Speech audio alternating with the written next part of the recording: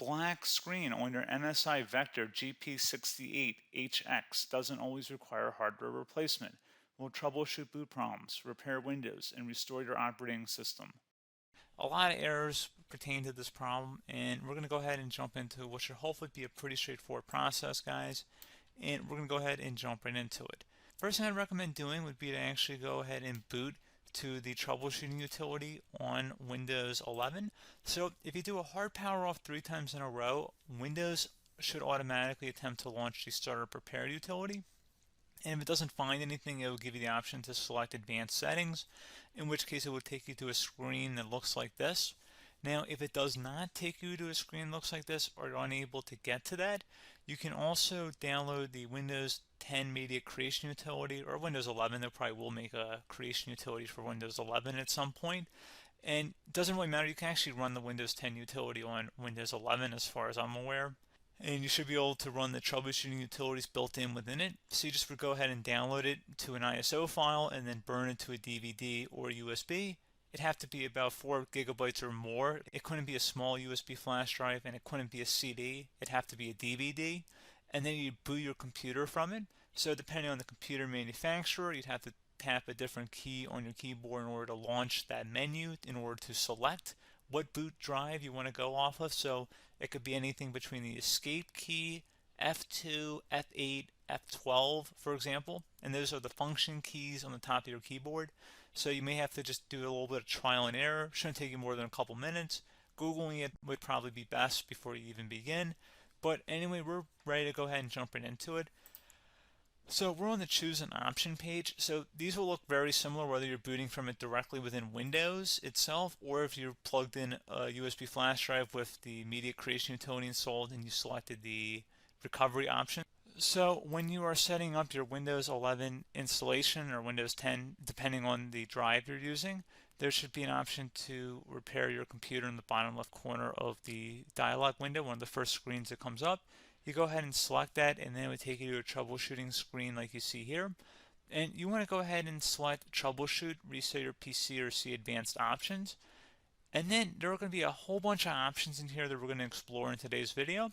The first one, we're going to actually go underneath advanced options, and then select startup repair, fix problems that keep Windows from loading. So go ahead and select that first.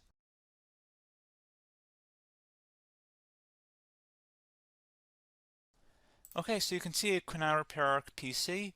That was our first option we could try. Something else, if we go back into advanced options here, and then select troubleshoot, we're going to go underneath advanced options again. You can go ahead and actually access safe mode by selecting startup settings. And then if you select the restart button, you have the option on the screen, select safe mode with networking, which will give you a key on the screen. It'll tell you which key to press to enter that. I believe it's the F7 key. It'll do that for you. I'm not going to go over that in today's tutorial because I don't really want to go into safe mode, but you're more than welcome to attempt that by going into here and then selecting restart. Again, it'll launch another screen. It'll say what key do you want to press, and it'll give you like 7 or 8 different options, and you want to select safe mode with networking. There's also an option for a command prompt too, but that's going to be something we're going to cover later in this video, and we don't even have to go through that in order to access it. So that's why I'm not going to really push for that, because unless you know exactly what's causing the problem, you probably don't need to go into safe mode.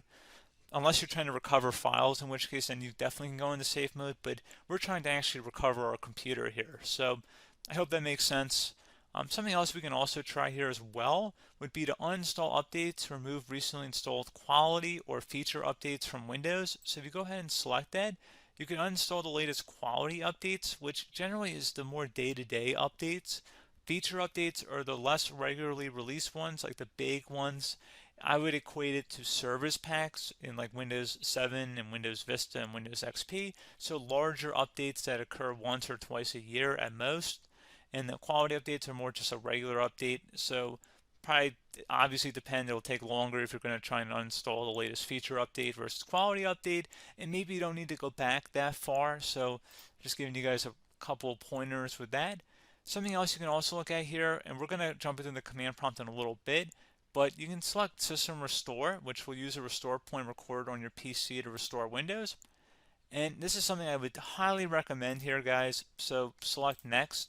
Assuming you have a restore point saved on your computer, you go ahead and select the most recently created one, and you'll select next, and then you'll select the drive. You shouldn't actually have to select the drive. You can scan for affected programs, but we're going to keep it all default here, and then we're going to select finish. So once started, system restore cannot be interrupted. Do you want to continue?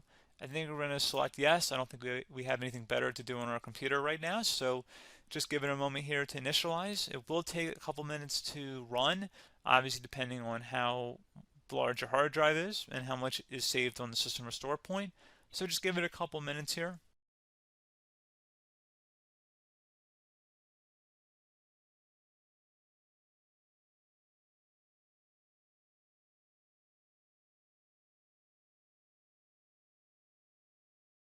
System has been restored successfully. We're going to go over a couple different methods in addition to that if that did not work. So I'm just going to pause the video and we're going to start back on the recovery screen that we started with. Okay, so a couple other things we can try here too. If you go back into Troubleshoot, you can select Reset Your PC while you choose to keep or remove your personal files and then reinstalls Windows. You can select to keep my files, which will remove apps and settings but keeps your personal files. You can also select Remove Everything, which will remove all of your personal files, apps, and settings. So this is more of a factory reset, the second option here. First option, it should not delete all of your personal files. However, it will pretty much clear most of your programs, and keep in mind, there's no guarantee that your information, number one, is even still available and easily recoverable on your computer to the point that you actually would be able to recover anything. And the second point is that there's always a chance that it won't actually recover and it will just do a factory reset anyway. So there's no guarantee that actually would keep your files anyway. So I would recommend trying to get a recovery tool and backing that up first before selecting it anyway. But again, those are a couple different options. And then something else you can try here if you go back to the choose an option. Another option, if you go underneath choose an option and select troubleshoot, advanced options, and now select where it says command prompt. Okay, so the first thing we should do is type our main hard drive here. In most cases, it should be the C drive. So you just do a C colon and then hit enter on your keyboard. So once you're underneath the C drive, we're going to type in dir and then hit enter on your keyboard. It should have program files, users, and Windows all in there. That's how you know you're in the right directory.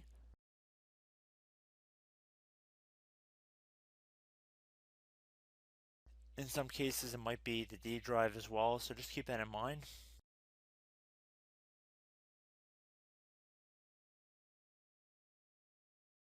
Next thing we're going to do is type in cd space / Windows / system 32 / config, and then you're going to hit enter on your keyboard.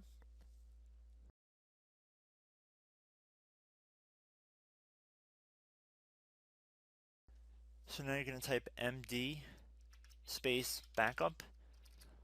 If you've seen other tutorials, it might also say to put down md backup. That's because the backup name is pretty common when you want to back something up. So you can name this whatever you want, doesn't have to be backup. So if you've already made a backup folder in the past, you could do backup 1, for example. So once you're done setting the name you want the backup to be called, hit enter on your keyboard again.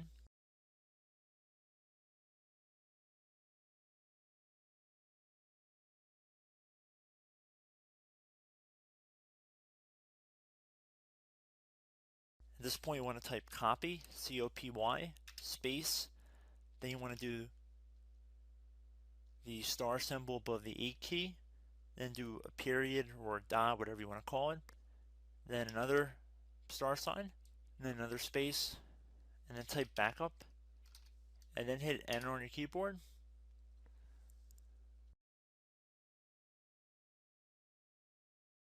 Now you want to type cd reg back, REG BACK, and then hit enter on your keyboard.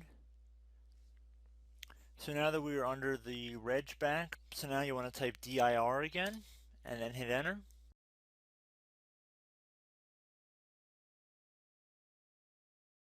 So now at this point we're going to type copy again. So copy, space, star sign, dot, another star sign, space, and then 2 dots. So we're going to type copy, space, star sign, dot, sign,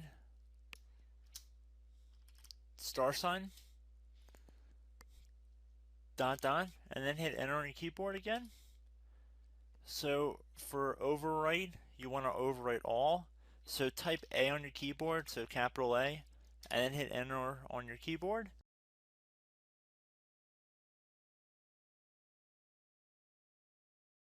So at this point, you should be good to go. You can close out of the command prompt window, and if you accidentally continue to Windows 10, you should be all set. So I hope one of these 3 or 4 different methods we went through in this tutorial helped you guys out. Again, I'm not sure if you guys heard me earlier, but try to go back into your safe mode if possible and uninstall any programs you know might be conflicting with the Windows startup if you can get into safe mode. So just keep that in mind. Something very simple like that could be blocking up everything. So again, I hope this tutorial helped you guys out, and I will catch you in the next tutorial. Goodbye.